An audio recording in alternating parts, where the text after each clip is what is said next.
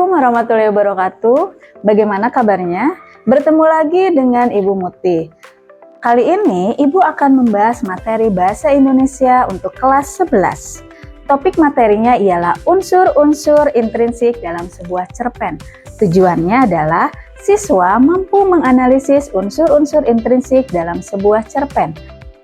Mari kita mulai. Sebelumnya, Ibu akan menjelaskan kembali apa itu cerpen. Cerpen atau cerita pendek menurut Kamus Besar Bahasa Indonesia adalah tentang kisah cerita yang berisi tidak lebih dari 10.000 kata. Nah, sekarang mari kita bahas unsur-unsur apa saja yang ada dalam sebuah cerpen. Unsur-unsur dalam sebuah cerpen ada 7. Yang pertama adalah tema, alur, latar, tokoh dan penokohan, sudut pandang, gaya bahasa, dan amanat. Kita bahas satu persatu. Yang pertama adalah tema. Tema ialah ide pokok dalam sebuah cerita. Tema itu berbeda dengan judul. Bila kalian akan menentukan tema, maka kalian harus membaca cerita secara utuh.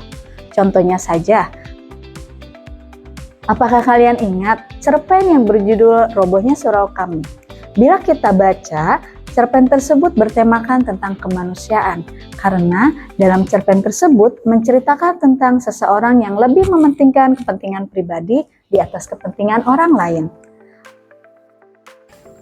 Unsur yang kedua yaitu alur. Alur adalah rangkaian peristiwa dalam sebuah cerita.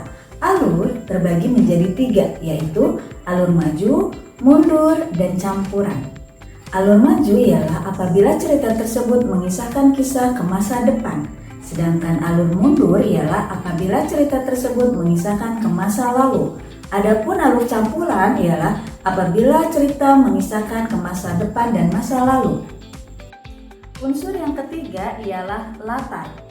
Latar adalah bagian yang menceritakan tentang tempat, waktu, dan suasana dalam sebuah cerpen. Mari kita baca penggalan cerita berikut ini.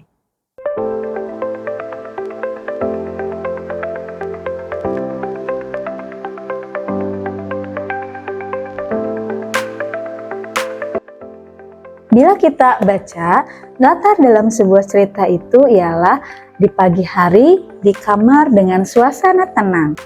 Unsur yang keempat ialah tokoh dan penokohan. Tokoh ialah seseorang yang ada dalam sebuah cerita. Tokoh dalam cerpen ada 2 jenis, yaitu tokoh utama dan tokoh tambahan. Sedangkan penokohan ialah watak atau karakter dari tokoh tersebut. Dilihat dari wataknya, penokohan dibagi menjadi 3, yaitu protagonis, antagonis, dan tritagonis. Contohnya, bila kalian ingat cerita tentang bawang merah dan bawang putih. Bawang merah itu memiliki watak yang antagonis, sementara bawang putih memiliki watak protagonis. Unsur yang kelima yaitu sudut pandang. Sudut pandang ialah posisi pengarang dalam cerita tersebut. Sudut pandang terbagi menjadi 2, yaitu sudut pandang orang pertama dan sudut pandang orang ketiga. Sudut pandang orang pertama ialah seolah-olah penulis menceritakan kisahnya sendiri. Cirinya ialah penggunaan kata ganti orang pertama pada tokoh utama, yaitu aku dan saya. Sementara sudut pandang orang ketiga ialah penulis seolah-olah menceritakan kisah orang lain. Kata ganti yang digunakan yaitu dia, ia, atau nama tokoh tersebut. Mari kita baca penggalan cerpen berikut ini.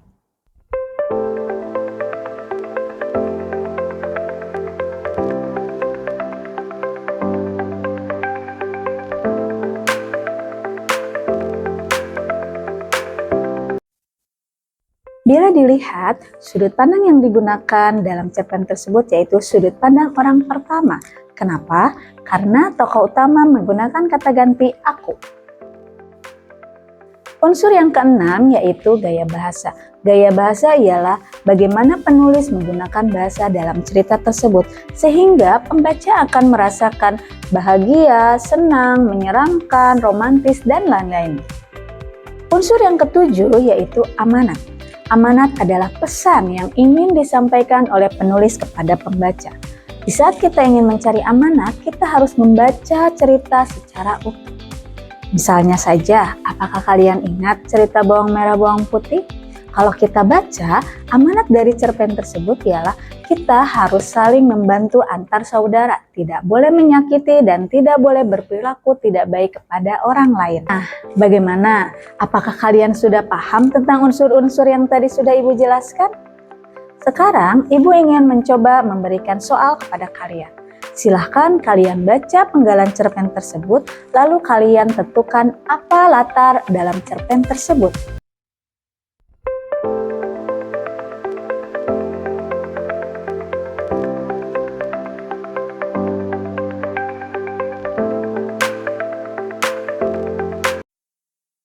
Bagaimana? Menurut kalian apa jawabannya? Ya, dalam cerpen tersebut berlatarkan di pantai siang hari dengan suasana sangat ramai. Bila kalian menjawab kurang tepat, kalian bisa menonton kembali materi yang sudah Ibu bahas. Sekian pemaparan materi dari Ibu, sampai ketemu lagi di materi berikutnya. Wassalamualaikum warahmatullahi wabarakatuh.